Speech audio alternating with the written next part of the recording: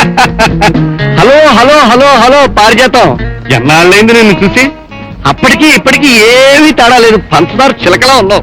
చాలండి, నన్ను ఆ రాజావారికి అమ్మేసి ఆ డబ్బుతో వ్యాపారం చేసుకుని ఇంత డబ్బు సంపాదించి నన్ను ఒక్కసారి జ్ఞాపకం చేసుకున్నారా? నన్ను ఇంకా నువ్వు జ్ఞాపకం ఉంచుకుంటావు అనుకోలేదు పారిజాతం. లేకపోతే పార్టీ మార్పిడికి నిన్నే సమ్మోహనస్త్రంగా వాడి ఉండేవాడిని. ఇంకెక్కడి సమ్మోహనండి, నా బ్రతుకు బుగ్గి పాలయ్యింది. నీకేమిటి పారిజాతం, మైకా ఓనర్కి అఫీషియల్ గా రెండో భార్యవి, లక్షలకి అధికారినివి. లక్షలా నా బొంద, ఆ ముసలాడు పోతూ పోతూ ఆస్తంతా కూతురు పేరు మీద రాశాడు. నాకు నెలకు ముష్టి 1000 రూపాయలు ముడుతున్నాయి. అయ్యో, ఆ డబ్బు నీ ఒంటి మురికి వదిలించుకోవడానికే సరిపోదే, మరి ఎలా బతుకుతున్నావు? అందుకే ఒక మంచి ఐడియా వేసుకుని వచ్చాను. నా దగ్గర ఉండిపోదావునా? అబ్బే, ఇక మగాళ్ళని నమ్ముకోదలుచుకోలేదు. నా మొగుడు మొదటి పెళ్ళాం కూతురు ఏదో డాన్స్ ప్రోగ్రామ్ ఉందని ఈ ఊళ్ళోకి వచ్చింది. దాన్ని తెలివిగా తప్పించావనుకో, ఆస్తిలో సగం వాటా నీది. ప్రభుత్వాలు మార్చడమే కానీ తలకాయలు మార్చడం నాకు బొత్తిగా అలవాట్లేదే. నాకు కాబోయే బియ్యం కూడా ఒక ఆయన ఉన్నాడు, ఈ తలలు మార్చే డిపార్ట్మెంట్ ఆయనది. ఆయన కలుద్దాం పదా. ఈడ పారిజాతం అని ఆ మైకా ఓనర్ రాజారావు గారికి. అవన్నీ ఇప్పుడు ఎందుకులేండి, ప్రస్తుతం నేను ఖాళీగానే ఉంటున్నాను. కేసు పని మీదే వచ్చిందయ్యా. ఆవిడ సవితి కూతురు ఆస్తంతా రాయించేసుకుంటా, ఏదో తెలిసిన వాడిని కదా నా దగ్గరకు వచ్చి కన్నీరు పెట్టుకుంది. గోదావరితో నీ దగ్గర తీసుకొచ్చాను. తలుపు చాటు బేరాలు ఎందుకు గాని నా సవతి కూతుర్ని మీరు మర్డర్ చేయించాలి. ఆస్తిలో సగం నాదే, మిగతా సగం మీరెలా పంచుకుంటారో నాకు తెలీదు. ఆడవాళ్ల మూలంగా యుద్ధాలు జరుగుతాయని విన్నాను గాని మర్డర్లు కూడా జరుగుతాయని ఇప్పుడే తెలిసింది. పిల్ల ఎక్కడుంది? ఈ ఊళ్ళోనే. రేపు రాత్రి జాకీ క్లబ్ లో డాన్స్ ప్రోగ్రామ్ ఉంది, ఎల్లుండి వెళ్ళిపోతుంది. కనుక ఆ పిల్లకి రేపే కాని ఎల్లుండి ఉండకూడదు అని అంటోంది. ఆ పిల్లని మద్దతు చేయడానికి ఆ నింద మూసే అమాయకుడు ఒకడు తోడు దొరకాలయ్యా. అడిగాడు ఉన్నాడు కదా, వాడిని ఇరికించేస్తే సరిపోతుంది. రంభాదేవిని ఊళ్ళోకి ఒక ఆవిడ వచ్చింది. తనను నాట్యంలో ఓడించిన వాళ్ళకి 10,000 రూపాయల బహుమానం ఇస్తానని పందెం కట్టింది. నువ్వు ఆవిడని ఓడించావో రేఖ పెళ్లి ఖాయం.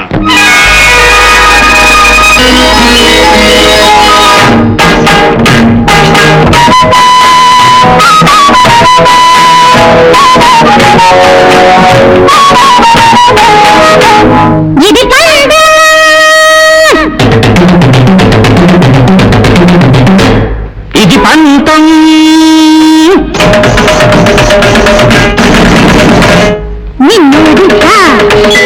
ఆటాడిస్తా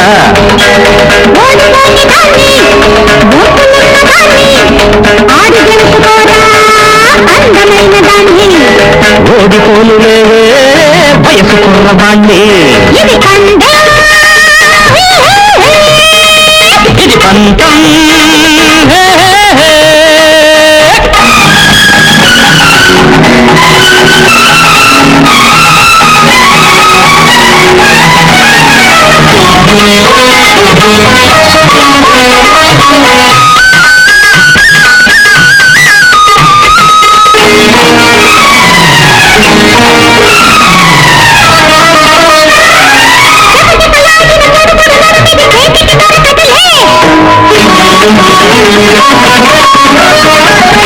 పకపకలాడకు పరుగకు తిమ్మిరి బదలక తప్పదులే.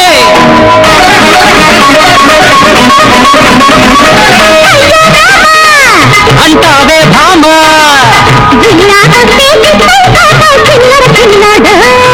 ఆడిస్తాలే నిన్నో ఆట బట్టల కరువమ్ము.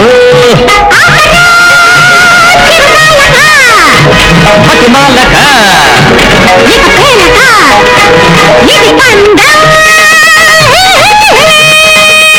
పంతం.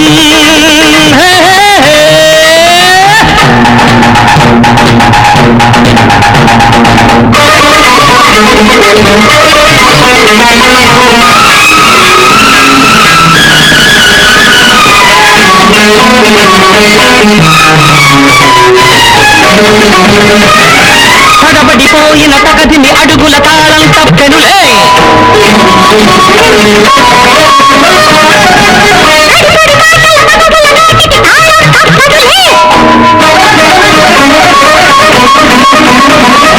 ఇదా ఆట రేగానంటే రెండైపోతావు రెచ్చిన బుచ్చమ్ము.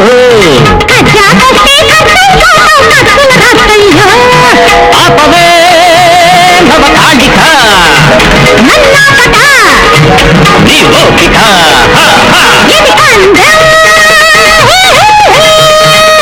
ఇది పంతం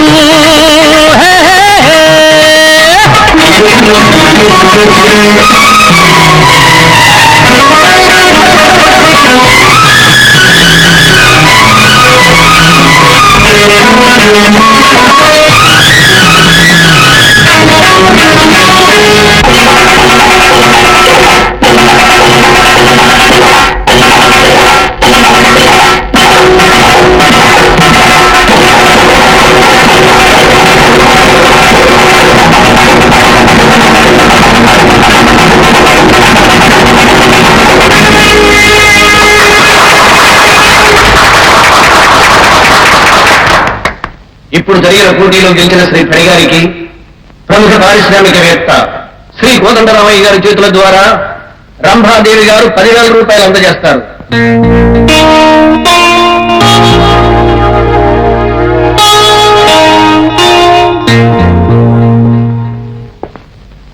శుభాకాంక్షలు. ఇదిగో 10,000. నీ పని పూర్తి చేసుకో. అప్పుడేనా దీంతో నా చెల్లి పెళ్ళి అవుతుంది. మరి నా పెళ్లి నేను చేస్తాను కదా. తీసుకో. Thank you.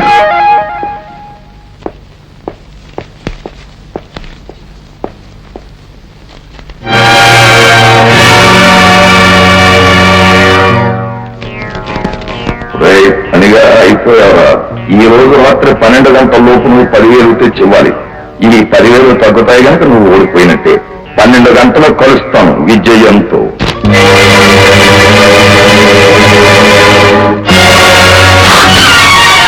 నువ్వు అందమైన దానివే అనుకున్నాను, కానీ ఇంత అందంగా మోసం చేస్తావని ఇప్పుడే తెలుసుకున్నాను. ఇంకా తెలియదు నటించుకో. ఓడిపోతే 10,000 ఇస్తానని చెప్పి ఆ కోదండరామయ్యతో చేతులు కలిపి చిత్తుకైతే నాకిస్తావా? ఐఎమ్ సారీ, ఇది మా పిల్లి చేసిన పని ఉంటుంది. ఉండండి, మీ డబ్బు తీసుకొచ్చిస్తాను.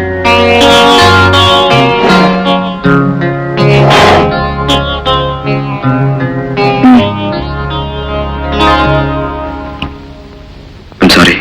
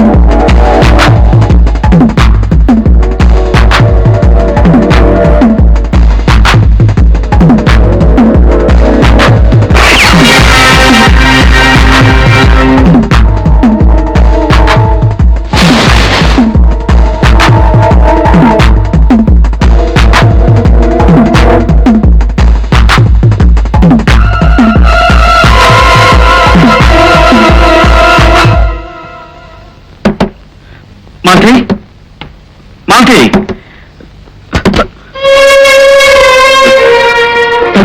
ఆగు.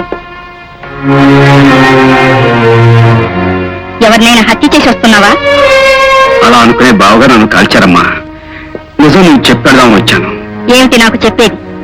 ఒక హంతకుడికి ఆశ్రయం ఇవ్వటానికి నేను మామూలు మనిషిని కాదు, ఒక పోలీస్ ఆఫీసర్ భార్యని.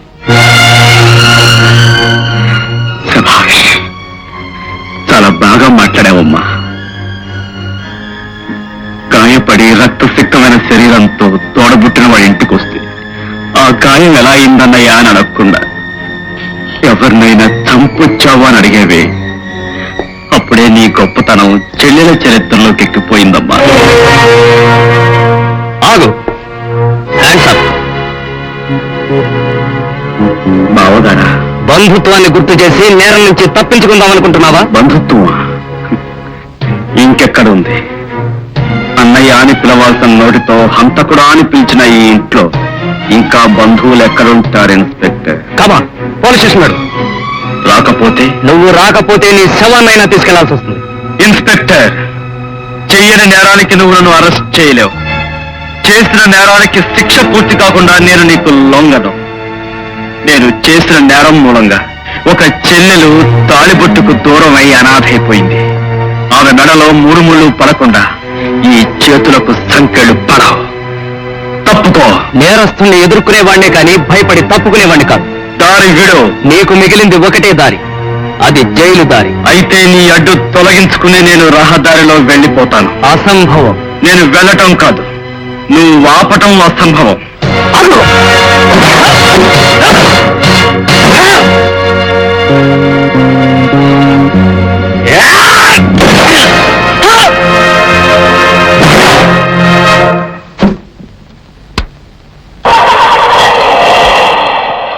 నీ రక్తంతో నన్ను తిలకం దిద్దుకోమంటావా, పారాన్ని రాసుకోమంటావా? తప్పదమ్మా, విశ్వనాథం ఆత్మ శాంతించాలి. నా పందెంలో ఈ రోజే ఆఖరి రోజు. రేపందరూ సూర్యోదయాన్ని చూస్తారు, కానీ నేను నీ కళ్యాణాన్ని చూస్తానమ్మా.